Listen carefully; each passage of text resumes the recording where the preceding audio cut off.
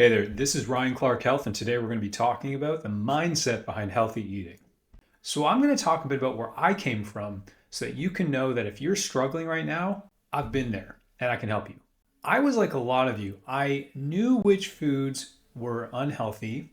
I knew about seed oils, I knew about processed sugar, processed carbs, pesticides, preservatives, all these things, not the greatest for us, right? But I never really had the ability to stop eating them and start eating other things. And so I found it was not enough to just know about what foods not to eat. I had to totally change my mindset so that I could eat healthy. So today we're going to talk about how you can change your mindset and actually succeed at eating healthy. Where I came from, I used to have prediabetes. So I was 40 pounds heavier than I am right now, and I was about 6 inches shorter. I weigh about 160, 165, and I'm about 5'10". So you can imagine how big I was. And let me tell you, it was not because of muscle. I was totally sedentary. I didn't work out at all. I had low energy, brain fog, joint pain. I struggled with self-hate. I didn't like myself or how I looked or felt. In my early 20s, I started making changes. I started working out consistently. I started reducing unhealthy foods. And I saw a lot of improvements with how I saw myself, how my body looked and felt, but there was still some underlying issues. I just didn't believe I could ever be one of those healthy people. I really had some deep self-hate from some trauma that happened during my childhood. As I was facing and healing from that past trauma, I started eating unhealthily again. Prediabetes symptoms started to come back, low energy, blood sugar crashes, brain fog, weight gain. It wasn't as bad as before, but I still knew the signs. I knew I had to change. I had started educating myself and started changing my mindset so that I could be successful. So we're going to talk about three key mindset pieces for your health. We're going to talk about the mindset towards food. We're going to talk about the mindset towards yourself. And we're going to talk about the mindset towards other people. So first of all, your mindset towards food. Here's the problem. We're trained from a young age by social media in general, and the people we hang out with to see harmful food as reward. We all kind of know that processed sugar, carbohydrate, processed oils, seed oils, these things are not good for us. These things do not make us feel good in the long run, and they don't do good things to our bodies. We're also trained with the mindset that if you diet, if you take care of your body, you're going to have to go without things that you want.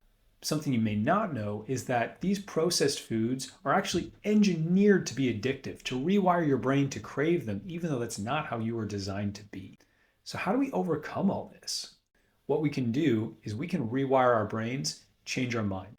One of the ways I did this was educating myself, finding good sources of information to tell me why these processed foods are unhealthy, what they're doing to my body, and how to identify the ingredients. Totally changed how I viewed processed food. I can look at an Oreo and it looks the same in my mind as a moldy piece of fruit. It's not something that's food. In fact, I'd say that if it takes a chemistry lab to make, then it's not even food. It's a food-like substance. And that's how my mind works now. That's one of the main tools that helps me not crave things that aren't good for me. The other side is learning about healthy foods and why they're healthy, what good they do for your body, so that when you eat them, you can feel good. You can feel like I'm making a good choice for my body. I'm doing good things to myself. I'm doing something that I can be proud of. So then the question is, how do we identify what foods are good? How do we identify what foods are bad? There are a bajillion different ingredients on these ingredient lists. Which ones matter? Which ones don't? I'm going to tell you about a simple way that I view food. Real food is food that's made from nature, for nature, and by nature. What does that mean? Food made from nature, it's grown as in nature, so without synthetic pesticides or fertilizers. It's raised the way it would be in nature, which means if it eats something, it eats what it would naturally eat. That'd be grass-fed cows. Or it's caught in nature. So nature's raised it. This will be your wild-caught fish, for example. Now, it's also made for nature, which means it benefits nature the way that it is grown, raised, or caught.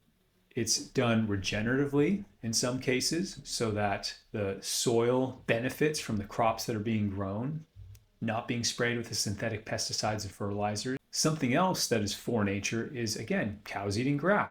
They're basically pruning the grass so it grows back stronger, which actually takes carbon dioxide out of the atmosphere and reduces global warming. Cows do not increase global warming if they are raised the way they're designed to be raised. The other piece of what is real food is that it's made by nature. So if there is processing, it's mostly natural processes. What do I mean by that? Fermentation, sourdough bread, kombucha, things like that. Or other bacterial processes like yogurt and kefir. Honey is another example of a food made with natural processing. The bees drink nectar, they spit out honey. Pretty simple. Or milk. The cows eat grass, they give off milk. Pretty simple. Where it gets complicated is if you decide, well, I'm only going to avoid this ingredient and not those, then you have to start combing every single ingredient list for if that ingredient's in there. But if you just have a simple rule, which is if it takes a chemistry lab to make, and if it sounds like a chemistry lab experiment, I'm not eating it, it will become so much simpler for you to know what to eat and what not to eat, and your body will feel so much better. Now, your mindset towards yourself. This is absolutely key. The economics of self-worth, the monetary value of valuing your body. If you invest in your health, I'd argue it's the best financial decision you can make. The reason is it's never been easier than to start a side hustle with nothing more than a computer and a smartphone. And if you don't have the energy and the clarity of mind to use your time outside of maybe another full-time job, you're not going to be able to take advantage of that. The other piece of it is if you eat healthily, if you only eat real foods, your dentist bills will go way down, and later on in life, you're not going to need as many medications or treatments to keep your body running. But maybe you don't really care about the financial piece. I get it. Then let's talk about the value of self-worth, the value of taking care of your body. I'd argue your body is your number one asset for the quality of life. It determines your ability to live life to the fullest, and it's what enables you to be there for the people you love and care about. Sometimes we find that we can't do this. We just can't take care of ourselves, even though it makes sense financially, and it makes sense even in terms of other things to value in life. The reason is we all struggle sometimes with self-hate, shame, and past hurts. These hurts can cause us to use food as an addictive, numbing substance so that we don't have to face that pain. But that's not really the answer, and that isn't what worked for me. What worked for me was facing the pain in my past, facing the poor decisions I'd made, and forgiving myself and forgiving other people so I could be healed. So that hurt wouldn't be there, and I wouldn't need the food to cover it. Forgiveness is not trusting people again. It is not letting people in your life again so they can hurt you. Trust is different. They have to work on rebuilding that. What you can do and what you need to do for yourself is you need to decide, I don't want them punished. Whatever punishment they deserve, I don't want them to have it. I wish that they have a good life. They don't have to be a part of my life if they don't build trust, but I wish them a good life. The other piece of healing this internal hurt is believing the truth about yourself, that you are valuable, you are worthwhile, you are someone worth taking care of.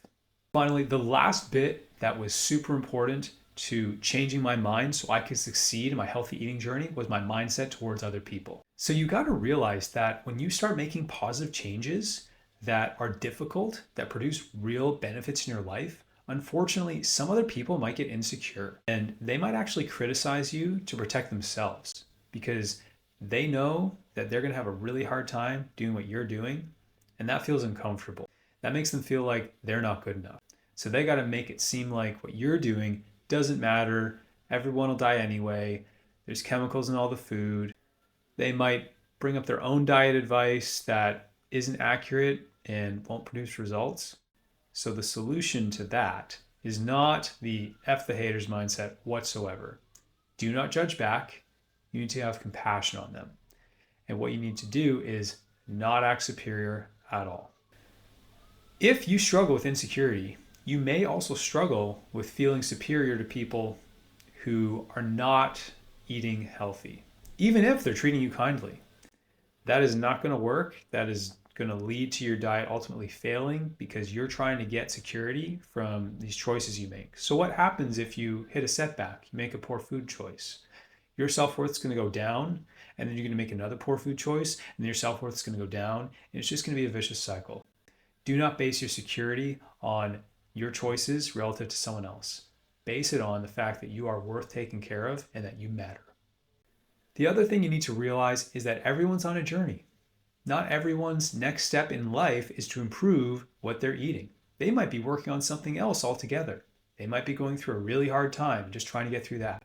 So make sure you treat people with respect and compassion, whether they react to you with insecurity, neutrality, or maybe they have positive thoughts about it. If so, great. The other bit of mindset towards others that's really key is navigating social events. When you go and you're not eating the food that everyone else is eating, that can provide some potentially intimidating conversations to have. However, I'm going to help you. You're going to get through them just fine. So first of all, make sure you go. Do not cut off relationships just because you're going to eat different food than them. There are a few strategies you can use to avoid these interactions. First of all, you can just eat before you go. If it's not a sit-down meal, if it's a party with just food and snacks that are around, you don't have to eat. Just eat something healthy before you go so you're not hungry. If it's more of a sit-down meal, then what you should do is ask the host, let them know, hey, I'm just changing what I'm eating, trying to help my body, and I was just wondering if I could bring my own food to this event. I'm just having a lot of success, feeling really good, and I just feel like I need to control the food that I'm eating right now. As you do this more and more, people will just get used to it, and if people are cool, they'll be fine with it. They might react with insecurity. You can't control that. And if they don't want you there because you're eating different food, well, maybe it's not a social event worth going to. Maybe it's people who unfortunately don't really want relationship with who you are. That could hurt, but it's better to know now than change who you are so that you can fit what they want instead of being your true self. The other way you can say it to be even more sensitive is something like, hey, I'm just finding a lot of ingredients are causing my body some problems, so I have to be really careful. Is there any way I could just bring my own prepared dish to your meal and eat with you guys? I really want to still spend time with you. Make sure at the end you say that you value their company and you value the relationship. That's going to take down their walls, help people not feel attacked, help people feel like you're not acting superior, you're not judging them, it's just about the food. And that's what you want. Realize that as you go on your journey of eating healthy and learning how, you may want to educate other people, to tell people all about how they can have what you have. You got to be sensitive. Not everyone's ready for that. If people ask questions, answer simply. Let them ask for more. And you got to realize as well that giving unwanted information isn't really going to be helpful. The best influence you can have is being compassionate and kind towards people, respecting them, while maintaining your own example. That will cause people to want to ask questions, and that's what's going to lead to them changing if they want to change. Don't take responsibility for everyone around you changing. And if you are, again, that's probably just the insecurity talking, and you need to do some work on believing the truth that you are valuable regardless of what they think. So to recap, the 3 pieces of mindset that can help you eat healthy, overcome things like prediabetes, inflammation, joint pain, being overweight, depression, anxiety, are your mindset towards food, eating real food that's made from nature, by nature, for nature. If it's made in a chemistry lab, it's an addictively engineered food-like substance, and it's not something you should eat. Your mindset towards yourself is also key. Make sure that you believe that your body is worth investing in and that you are worth helping, that you are not who the hurts of your past say you are valuable. And your mindset towards others. Make sure you realize that others, if they don't like what you're doing, that's okay. Treat them with kindness, but don't let them control you. Also, keep your tips to yourself unless people ask. People don't want to feel like you're looking down on them, so make sure you don't act superior. Make sure that you treat everyone kindly, with respect, and maintain your good example, and soon enough, other people are going to want what you have when they see your results. So this has been Ryan Clark Health. Like and subscribe.